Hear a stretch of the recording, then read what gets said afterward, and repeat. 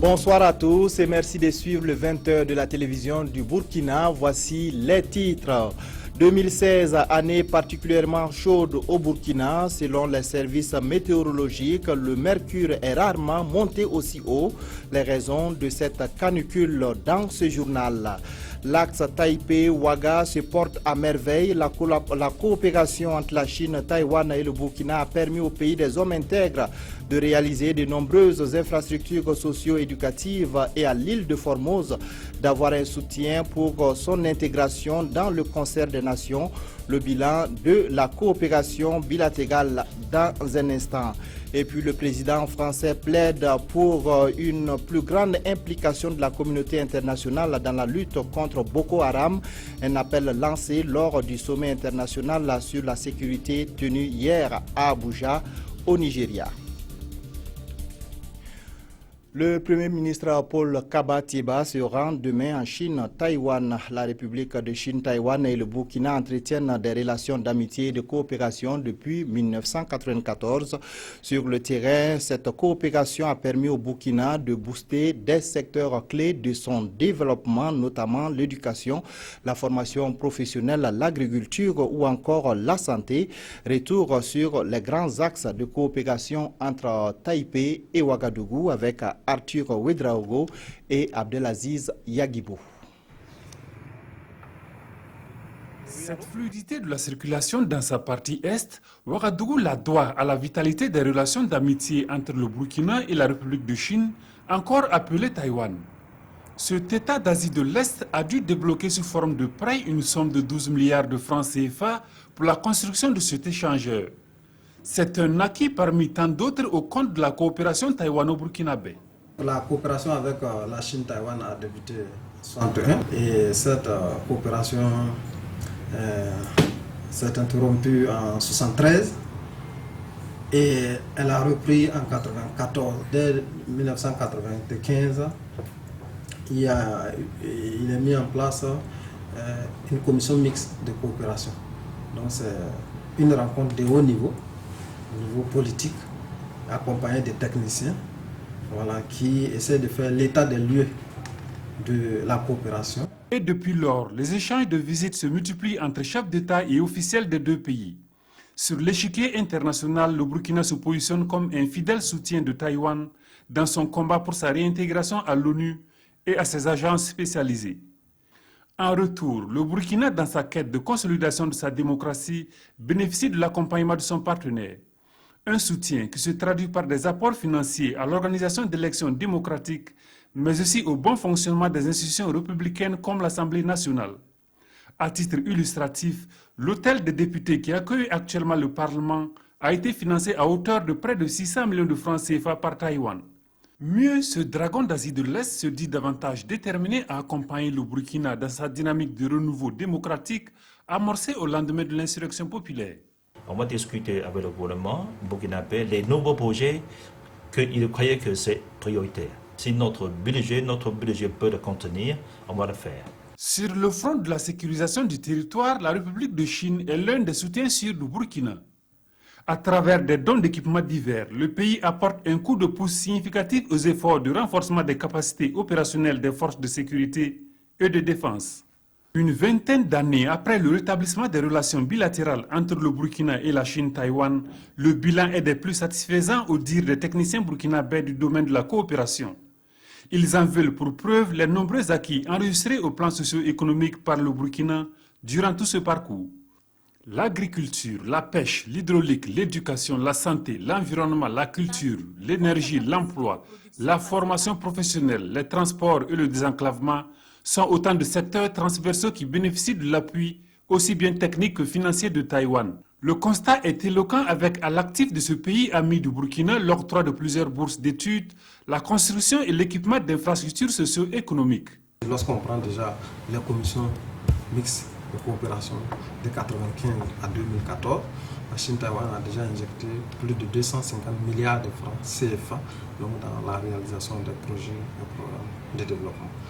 Les projets de coopération pour 2015 et 2016, il y a 4 grands axes de coopération entre nos deux pays. Le premièrement, c'est l'agriculture.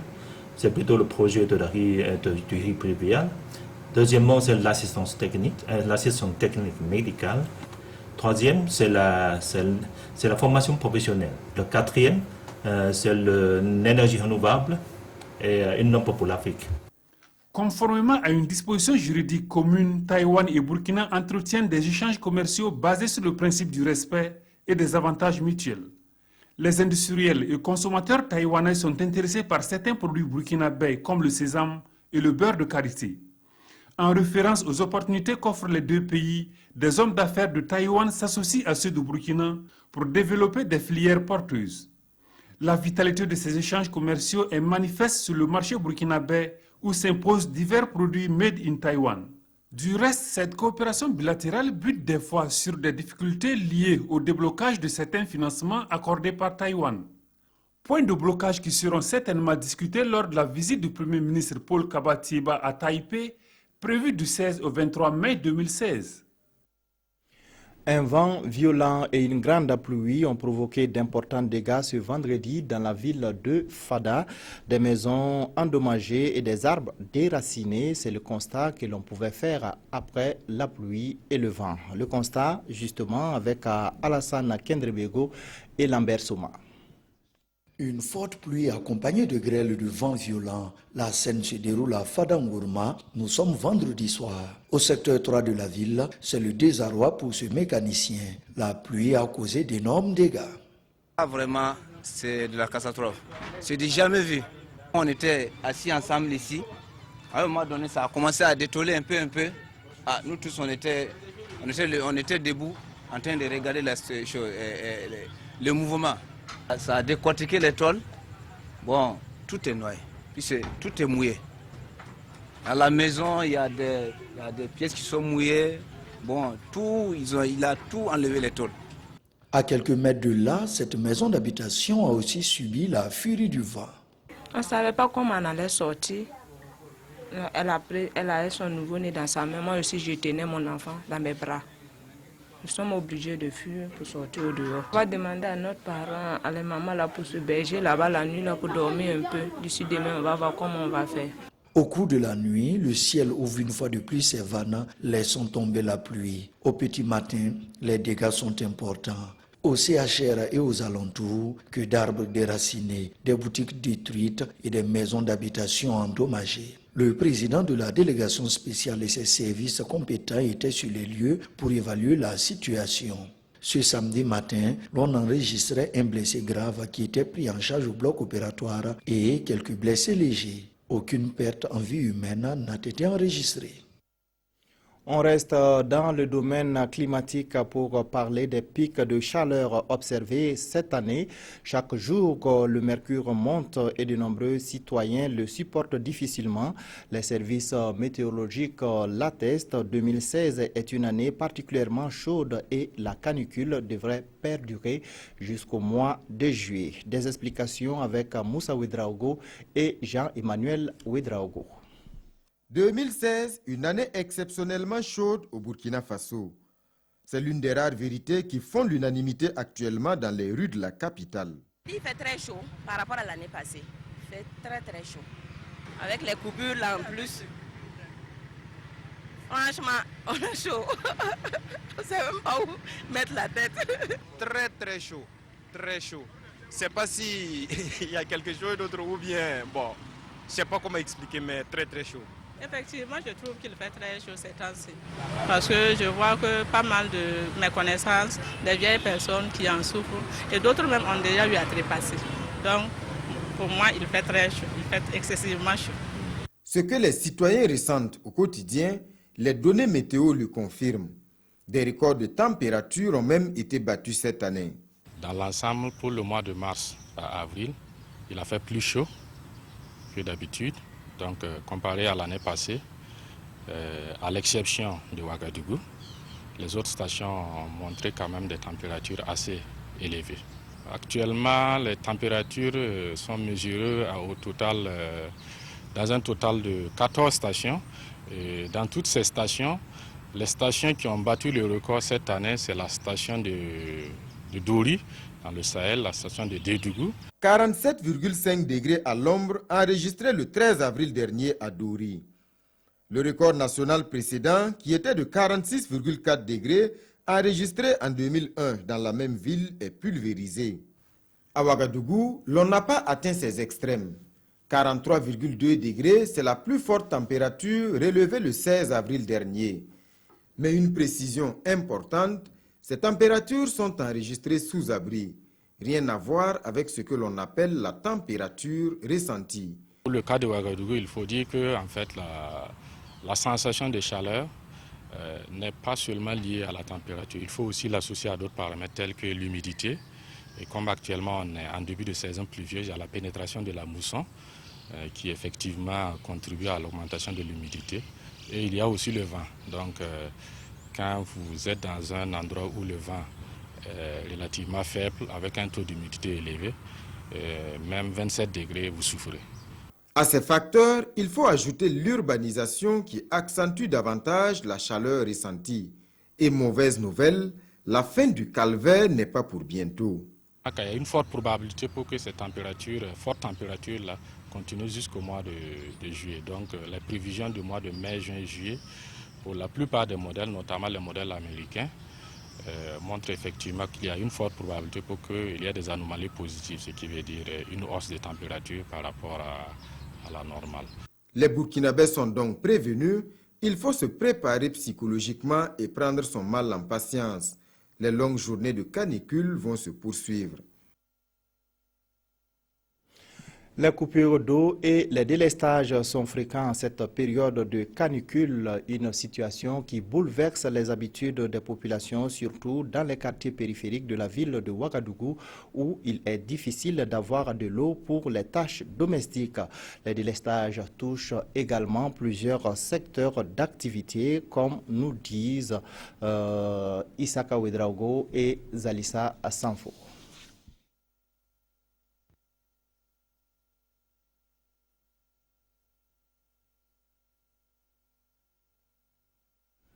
Voilà, un problème avec ce reportage de Zalissa Sanfo. Alors, on va poursuivre cette édition.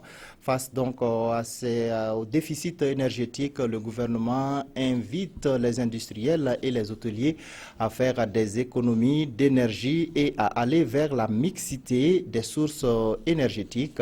Le ministre en charge de la question a expliqué le bien fondé de ces mesures aux grands consommateurs des hauts bassins et des cascades. Le point avec Kadou Romenki. Au menu de ce face-à-face entre le ministre Alpha Omar Dissa et les industriels et hôteliers des hauts bassins et des cascades, la maîtrise de la consommation énergétique. Au regard de l'écart entre l'offre et la demande, la vision du gouvernement Thiéba est d'inciter ces gros consommateurs à aller vers d'autres sources d'énergie. S'ils vont dans ce sens et dans cette direction, nous gagnons tous. De leur côté, ils vont pouvoir réduire leur facture d'électricité. Si globalement, il y a moins de pertes et que la Sonabel arrive à maîtriser l'exploitation, il y aura moins de ruptures dans la fourniture. Ça permet de faire tourner leur process à plein temps et donc leur chiffre d'affaires va être révisé à la hausse. Une idée séduisante, mais qui nécessite un encadrement et un accompagnement adéquat. Nous, par exemple, aujourd'hui, nous avons à peu près besoin de 2 mégas pour faire fonctionner notre unité. Alors que nous sommes dans la quête de pouvoir transformer 10 000 tonnes de coton d'ici dans un avenir proche. Ce qui veut dire que nous allons avoir besoin de 5,5, 6 mégas. Donc peut-être que c'est opportun de rechercher d'autres sources pour diminuer cela. C'est clair que dans de nouveaux projets, il faut aussi qu'il y ait des textes qui puissent accompagner la bonne réalisation dans ça. Au ministre Dissa d'ajouter que l'Agence nationale des énergies renouvelables et de l'efficacité énergétique, bras opérationnel de cette politique en voie de mise en route, prendra en compte toutes ces questions. On revient sur le reportage de Zalissa Sanfo sur les conséquences des coupures d'eau et des délestages sur les populations de la ville de Ouagadougou. Cela fait quelques semaines maintenant que Safoura Ouedraogo préfère l'extérieur de sa cour à l'intérieur. Pour elle, dedans, il y règne une chaleur infernale. Et comme l'électricité fait défaut, vaut mieux faire des choix. Avec cette chaleur, si on pouvait utiliser les ventilos, cela nous soulagerait beaucoup. Mais sans courant, on étouffe dedans, alors souvent on est même obligé de dormir dehors. Difficile de dormir, mais pas seulement. Dans cet atelier de soudure, rien ne grince. L'activité a fait place au débat. Il est 11h30 quand nous franchissons les lieux. Et à les entendre, depuis qu'ils ont ouvert à 6h, le courant se fait toujours attendre. On est assis, on n'a rien à faire. Sans le courant, on ne peut rien faire, quoi. Ça crée beaucoup de problèmes. Ça force les rendez-vous. Nous quittons ce quartier Belleville pour Kouritenga. Ici, il n'y a pas que la nationale de l'électricité qui trouble le sommeil des habitants. La nationale de l'eau s'en mêle aussi.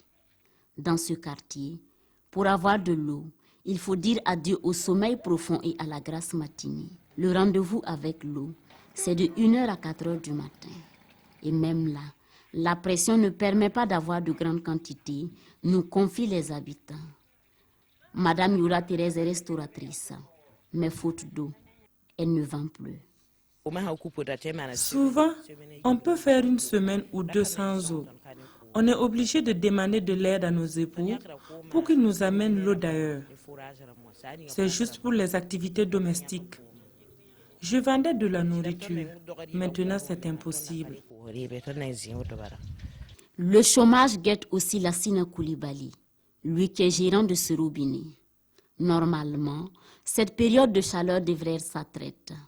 Pourtant, il ne réalise même plus le cas de ses recettes. Alors il nous confie 1 mois de plus dans cette situation et il ne pourra plus subvenir aux besoins de sa petite famille. Le ministre du Commerce et de l'Industrie était à Banfora pour s'imprégner des réalités de fonctionnement des unités industrielles de cette ville, notamment la SN Sosico et la minoterie du Faso ex-GMB, 2 unités aux réalités différentes. Le point avec Kadou Romain Ki. Au menu de ce face-à-face entre le ministre Alpha Omar Dissa et les industriels et hôteliers des Hauts-Bassins et des Cascades, la maîtrise de la consommation énergétique. Au regard de l'écart entre l'offre et la demande, la vision du gouvernement Thiéba est d'inciter ces gros consommateurs à aller vers d'autres sources d'énergie. S'ils vont dans ce sens et dans cette direction, nous gagnons tous. De leur côté, ils vont pouvoir réduire leurs factures d'électricité. Si globalement, il y a moins de pertes et que la Sonabel arrive à maîtriser l'exploitation, il y aura moins de ruptures dans la fourniture. Ça permet de faire tourner leur process à plein temps et donc leur chiffre d'affaires va être révisé à la hausse. Une idée séduisante, mais qui nécessite un encadrement et un accompagnement adéquat. Nous, par exemple, aujourd'hui... Voilà, décidément, la réalisation n'est pas vraiment au jour ce dimanche. On revient sur la visite du ministre du Commerce et de l'Industrie à Banfora, une visite consacrée à la SN Sosico et à la minoterie du Faso ex-GMB. Les grands moulins du Burkina sont de retour dans le secteur industriel burkinabé. Après le périple des fermetures, la société reprend son envol dans la production de la farine de blé. Les installations actuelles nous permettent de traiter par jour 150 tonnes de blé. Donc on peut avoir autour de 75-80 tonnes jour de farine. Pendant que la minoterie du Faso renaît à l'espérance, la SN Sosico, la société sucrière du Faso, elle, sombre plutôt dans le désespoir. La Sosico peine à évacuer ses 40 000 tonnes de sucre ici stockées. C'est essentiellement dû au fait qu'il y a beaucoup de sucre de contrebande qui rentre dans le pays sans payer les droits qu'il faut. Pour le ministre Stéphane Sanou, en visite dans ces unités industrielles, c'est avec un pincement au cœur qu'il constate d'une part la mévente du sucre et avec joie d'autre part de voir la minoterie du Faso renaître de ses cendres. Concernant donc la minoterie du Faso, on a vu de nouvelles installations, des équipements performants. Donc on aura aussi de la bonne farine. Pour la SN Sosico, on a vu effectivement avec tristesse les stocks très importants qui existent là-bas. Le ministre Stéphane Sanou réitère la volonté de l'État à promouvoir la consommation des produits locaux, donc à accompagner autant que faire se peut les industries locales.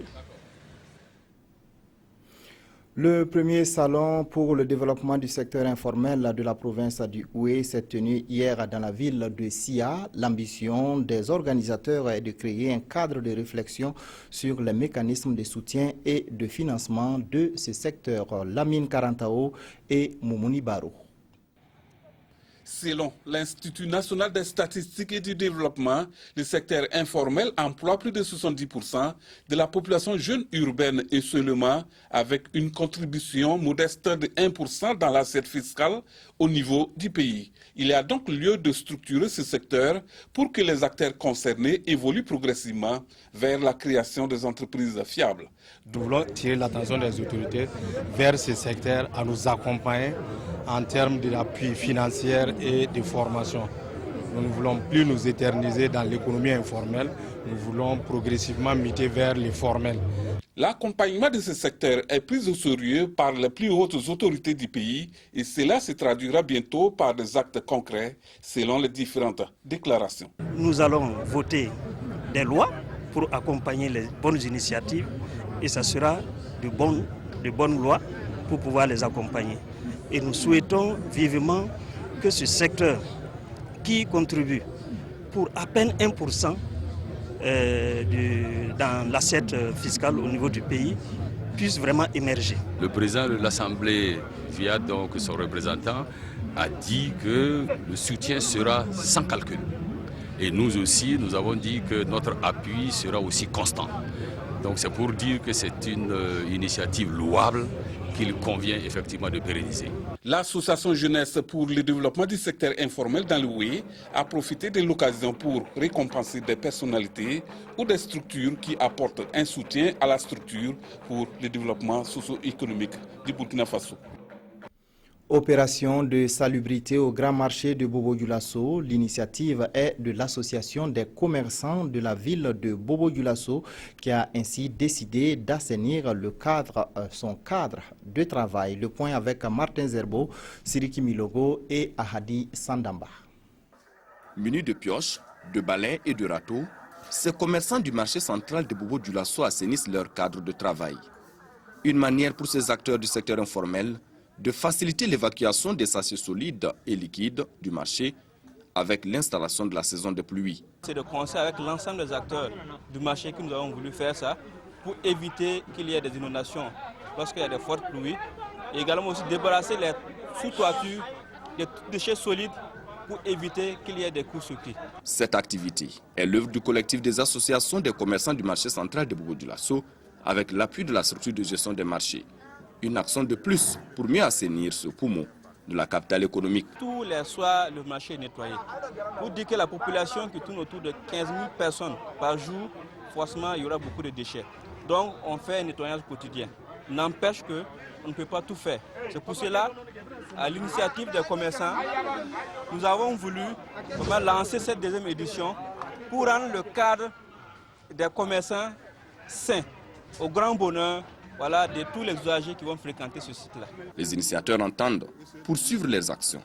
Et pour parfaire l'œuvre, ils souhaitent l'accompagnement du ministère du Commerce, de l'Industrie et de l'Artisanat, ainsi que de celui en charge de l'environnement pour l'acquisition de bacs à ordures. Le président du mouvement burkinabé des droits de l'homme et des peuples de la province du Mouhoun a reçu le soutien du bureau national du MBDHP. Le président provincial du Mouhoun avait été expulsé de la ville par les autorités coutumières pour atteinte aux us et coutumes. Yves Rwamba, Paul Savadogo. Le mouvement burkinabé des droits de l'homme et des peuples condamne l'expulsion de son président local du Mouhoun. Cette délégation, conduite par le président national du mouvement, est venue lui apporter son soutien et l'encourager à poursuivre la lutte. Nous sommes venus apporter notre soutien au camarade Kadenza Lamoussa, qui est le président de la section MBDHP du Moun. Comme vous le savez, il a été victime dimanche dernier d'une tentative d'expulsion de Dédougou sur ordre du chef de canton. Nous avons trouvé cet acte pas normal. Ça nous a même indignés, ça nous a révoltés. Nous avons réagi, mais nous avons estimé qu'il était bon que nous nous déplacions physiquement pour lui témoigner tout notre soutien et l'encourager à poursuivre cette lutte. Pour suivre la lutte, le président de la section MBDHP du Mouhoun dit être engagé tout en saluant la visite du comité exécutif national du mouvement. Dès le début, vraiment, le président et l'ensemble du mouvement est resté à notre côté. Et nous, on pense que ça, c'est vraiment quelque chose à saluer. Se déplacer, venir nous rendre visite, nous soutenir une fois de plus, je crois que c'est énormément grand. C'est un acte à saluer, c'est un signal fort. Ça nous réconforte et nous allons continuer notre mission. Et cette mission n'est autre que la protection, la promotion et la défense des droits humains. Nous sommes engagés à le faire dans notre province, jusqu'à preuve du contraire. Le président local du MBDHP avait été contraint de quitter la ville de Dédougou pour avoir enfreint aux traditions et qui refuse de les réparer. Il a regagné son domicile le lendemain après une réparation faite par les autorités. Les élèves du CEG de Matiakwali refusent l'incivisme. Ils ont organisé hier une marche pacifique pour dénoncer le comportement des élèves de Nagaré qui avaient saccagé et incendié les domiciles de leurs enseignants. Nestor Yougbaré, Alassane Albert Sankara et Lambert Soma.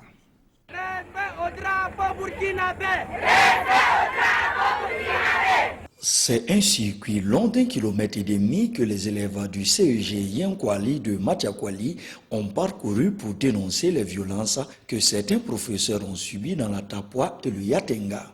Les couleurs nationales bien entretenues au milieu de la foule, des pancartes en main, ils dénoncent toutes ces violences. Cette marche vise à se démarquer de leurs camarades de ces localités et surtout plaider pour le respect du corps enseignant et des institutions républicaines. Nous sommes fiers de votre engagement et continuer dans ce sens. Nous allons toujours être à vos côtés. Il y aura des difficultés, venez pour qu'ensemble nous puissions trouver des solutions. C'est vraiment une énorme joie de voir que des enfants dont l'âge est compris entre 12 et 16 ans, ils sont au nombre de 482, qui d'une seule voix se sont unis pour nous dire qu'ils nous respectent, pour dire qu'ils se soumettent à nos ordres. Selon le délégué des élèves du CEG, pour réussir, ils doivent du respect à ceux qui leur transmettent le savoir. Les élèves de la TAPA avaient rapidé leur directeur et détruit ses affaires, même profané la couleur nationale. C'est ça qui ne nous a pas plu. Et puis on a organisé cette marche pour que nos enseignants sachent que nous allons toujours respecter nos encadreurs comme il le faut. Cette marche des élèves du CEG de Matiakwali, si elle reçoit l'adhésion des autres établissements, pourrait être le début d'une action concrète visant à réduire de façon significative la violence en milieu scolaire. Débutée le 9 mai, la 5e édition de la Semaine nationale de la planification familiale s'achève aujourd'hui même. À Gawa, seule une minorité des femmes s'intéresse aux méthodes contraceptives. Selon les responsables des services de planification familiale, l'implication des hommes dans la sensibilisation pourrait changer la donne. Bernard Kombelem, Draman Kabouré. Le planning familial est en passe de devenir une réalité à Gawa. De plus en plus, bon nombre de jeunes filles et de femmes adhèrent aux méthodes contraceptives. Au cours du premier trimestre de l'année 2016, sur près de 72 000 femmes en âge de procréer, environ 2 000 utilisent les contraceptifs modernes, soit un taux de prévalence contraceptive de 15,30%. Beaucoup de femmes profitent actuellement de la gratuité des produits contraceptifs de la Semaine nationale de la planification familiale. Du 9 au 13, nous sommes à 165 femmes. Et aujourd'hui, on a enregistré 32 femmes de 7h à 12h. Une fois au service de santé maternelle et infantile, des dispositions sont prises avant le choix de la méthode. On fait un entretien avec la femme, on lui présente les méthodes contraceptives, on s'assure qu'elle a eu un consentement avec son mari Les patientes font le choix de la méthode selon qu'elle soit adaptée au bon fonctionnement de l'organisme. J'ai pris le pilule, 3 mois. Mais à chaque fois, si je prends comme ça le soir, le matin, j'ai des difficultés pour travailler. C'est pourquoi je suis venue ce matin. J'ai expliqué ça à la sage-femme, elle m'a conseillé de prendre le Norplan. Depuis que j'ai commencé à prendre les pilules, ça fait bientôt, ça va faire 1 an. Bon, je n'ai jamais eu de problème. Les règles viennent normalement. Si tu as choisi de prendre matin, chaque jour tu dois prendre matin. Si c'est à midi, chaque jour tu dois prendre midi. Si c'est le soir aussi, chaque jour tu vas prendre ça le soir. Si tu ne respectes pas et que tu ne fais rien, il n'y a rien. Mais si tu ne respectes pas et que tu fais quelque chose, il y aura quelque chose. Si de plus en plus la gente féminine de Gawa a de l'engouement pour la planification familiale, c'est parce qu'il y a du travail qui est fait en amont. Les agents de santé ne se déplacent pas pour faire la sensibilisation porte à porte. Mais les femmes qui viennent pour la consultation du nourrisson sain, on profite intégrer la sensibilisation. Il y a l'implication aussi des leaders religieux et coutumiers. Pour les anciennes bénéficiaires, les jeunes filles qui sont encore dubitatives ou réticentes, il n'y a vraiment pas de quoi s'inquiéter si l'on veut avoir une sexualité responsable. En tout cas, conseil que moi je peux donner aux jeunes filles qui n'ont pas encore choisi de méthode, qui ne sont pas dans le foyer, qui sont là, c'est mieux d'aller faire la planification parce que ça va nous servir beaucoup. Durant la semaine nationale de la planification familiale, les produits contraceptifs que sont les implants, les injectables, les pilules sont distribués gratuitement aux femmes. 2 méthodes contraceptives, les Sayana Press et l'Implanon, en expérimentation sont présentement en phase pilote dans 3 régions du Burkina. Ce sont les centres-ouest, les centres et les hauts-bassins. C'est dans une ambiance particulière que les fidèles chrétiens du quartier Lafiabougou de Bobo-Dioulasso ont célébré la Pentecôte. La chapelle du quartier a été érigée aujourd'hui en paroisse. La messe d'action de grâce avec Drissa Traoré et Mireille Tougma. Les registres de la nouvelle paroisse Saint-Jean-Paul II de Lafiabougou en mai, le nouveau curé Abbé Evarista nous vient d'être installé. Une installation qui fait suite à la célébration eucharistique de ce jour de Pentecôte. Le tout premier curé de la paroisse compte sur l'aide de Dieu pour conduire ceux qui sont désormais à sa charge. Si le Seigneur ne bâtit la maison, viennent travailler les travailleurs. Avec mes paroissiens, j'entends d'abord faire de ma vie une vie de sacrifice, toujours renouvelée auprès d'eux. Être toujours à leur service, être toujours à leur écoute, être toujours leur pasteur, mais les bons pasteurs à la manière de Christ. On attendait ce moment depuis longtemps. Nous sommes heureux d'avoir un nouveau curé, une nouvelle paroisse. Nous rendons grâce à Dieu vraiment. Monseigneur Paul Ouedraogo, qui a présidé la messe, invite les fidèles de la nouvelle paroisse à poursuivre l'œuvre d'évangélisation. Donc quand on crée une paroisse, c'est pour permettre à cette paroisse de prendre réellement une portion du territoire pour que l'évangile continue de progresser et d'atteindre, j'allais dire, tout le monde. Au cours de cette célébration, 58 personnes ont reçu le sacrement de la confirmation. La nouvelle paroisse Saint-Jean-Paul II regroupe Lafiabougou, Kodeni, Farakoba, Matoukou et Dar Salami. Un sommet international sur la sécurité s'est tenu hier à Abuja au Nigeria. Le président français François Hollande a appelé à l'implication de la communauté internationale dans la lutte contre la secte islamiste Boko Haram. La France, le Royaume-Uni, les États-Unis et 11 pays africains ont participé samedi à Abuja, la capitale du Nigeria, à un sommet international sur la sécurité entièrement consacré à Boko Haram. Si l'organisation islamiste a perdu du terrain ces derniers mois, elle reste une menace, a souligné le président français François Hollande. C'est Boko Haram, le groupe le plus meurtrier, le groupe terroriste le plus barbare au monde. Même s'il est difficile de faire des hiérarchies dans l'horreur. Nous devons donc appuyer les forces armées du Nigeria et des pays de la région, les aider à être plus efficaces, les accompagner autant qu'il est possible, former les personnels et donner de l'information. Il est indispensable que la communauté internationale s'engage davantage, a plus largement plaidé le président français. Du côté africain, le déploiement de la force multinationale mixte mise en place en juillet 2015 entre le Nigeria, le Tchad, le Cameroun, le Niger et le Bénin n'est toujours pas une réalité.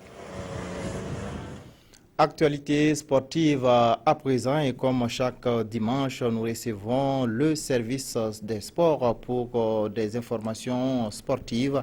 Et ce dimanche, nous sommes avec Mamadi Ouena. Bonsoir Mamadi. Bonsoir Abouakar et merci de nous recevoir sur votre plateau pour parler du sport. Alors on commence avec les nouvelles de la santé d'un joueur du championnat. Il s'agit de Ibrahim Sidibé. Oui, Ibrahim Sidibé qui a eu un choc lors du match ASFB USO, un match en état de la 16e journée joué le 1er mai dernier et depuis son état vraiment inquiète et il y a beaucoup de rumeurs qui circulent. Hier, Hassan Gourabou et Dembo Tamboura de la RTV2 sont allés prendre ces nouvelles au niveau du centre Sourou Salou de Bobo Dioulasso et nous allons suivre le reportage pour en savoir davantage. Sportif de Ouagadougou Lizo, à la faveur du match en retard de la 16e journée, l'AS fonctionnaire de Bobo, l'ASFB, était mené jusqu'au dernier quart d'heure du temps réglementaire. L'encadrement technique des jaunes noirs décide alors de jeter dans la bataille Ibrahim Sidibé, habitué à dénouer les situations les plus difficiles. Hélas, sur son premier ballon, le joueur est victime d'un choc. Il perd alors connaissance sur le champ. Les équipes médicales sont rapidement déployées sur l'aire de jeu pour tenter de le réanimer par des massages cardiaques. Les premiers gestes accomplis, le malade est alors transporté au centre hospitalier universitaire Souro Sanou, où il reçoit des soins intensifs depuis le 1er mai. Son entrée à maintenant, les choses ont beaucoup évolué et allant dans le bon sens. Voilà. Maintenant, ce qui reste à faire, c'est qu'il récupère totalement toutes ses fonctions. Et ça, on ne peut pas se prononcer sur l'issue finale. Mais ce qui est sûr, la récupération qui est à venir se fera très très lentement. C'est mieux un peu, parce qu'il peut boire un peu de bouillie, sinon il ne peut pas parler en tout cas. Depuis l'hospitalisation du joueur, une chaîne de solidarité s'est instantanément mise sur place.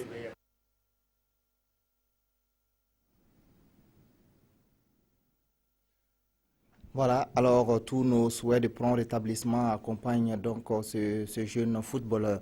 Alors on a d'autres nouvelles sportives, notamment des nouvelles du championnat féminin et du tour international cycliste avec la victoire du Burkinabé Mathias Sorgo. Oui, le 13e tour international cycliste du Bénin et la 5e étape s'est courue ce matin en critérium dans la ville de Cotonou. Et cette étape a été remportée par l'Ivoirien Abou Sanogo et il était suivi par Mathias Sorgo. Mais vous savez, en cyclisme, il y a des critères et Mathias Sorgo, après les 5 étapes, est celui qui a fait le moins de temps pour parcourir les 5 étapes.